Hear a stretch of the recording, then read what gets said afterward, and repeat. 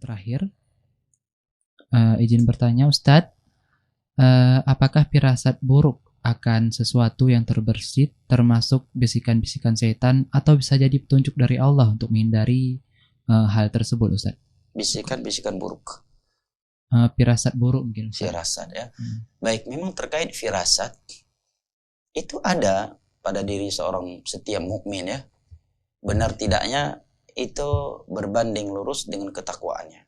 Para ulama berdalil dengan beberapa hal ini.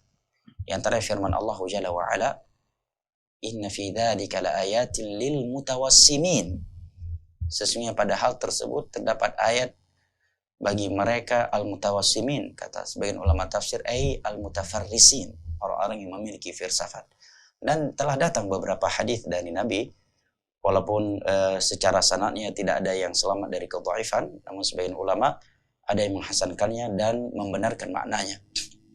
Nabi menyatakan, ittaqu firasatal mu'min fa innahu la yanzuru illa binurillah.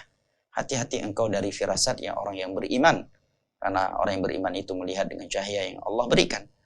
Dalam riwayat yang lain, Nabi mengatakan di akhir zaman itu hampir-hampir firasat seorang mukmin itu tidak pernah meleset dari kebenaran. Juga dalam sebuah riwayat disebutkan, tidaklah seorang melakukan maksiat kecuali seorang mukmin yang memiliki firasat bisa melihat bekas maksiat yang dia lakukan pada wajah yang tersebut.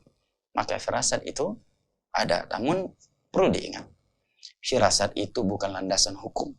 Tidak boleh seseorang mengambil suatu keputusan, ya, suatu sikap hanya dibangun di atas firasatnya. Kenapa? Karena firasat bisa benar, bisa tidak. Yang kedua, kalau hukum itu sudah ada landasannya. Kalau hukum agama sudah ada landasannya, itu Al-Quran dan As-Sunnah ala fahmi salafil ummah. Firasat itu hanya untuk pendukung dan penguat saja. Seandainya seorang berfirasat barang yang hilang itu sepertinya di sana dengan tanpa menuduh, tapi itu sebagai penguat dia untuk mencari dan mendeteksinya, maka tidak mengapa. Namun ingat ya, firasat yang sering benar itu Nabi katakan firasatnya seorang mukmin. Dan sifatnya orang-orang mukmin telah Allah sebutkan dalam Al-Quranul Karim. Dan kita lihat apakah sifat-sifat mukmin yang Allah sebutkan di awal-awal surat Al-Mu'minun, di akhir-akhir surat Al-Furqan, di awal-awal surat Al-Anfal, itu ada pada diri kita ataukah tidak.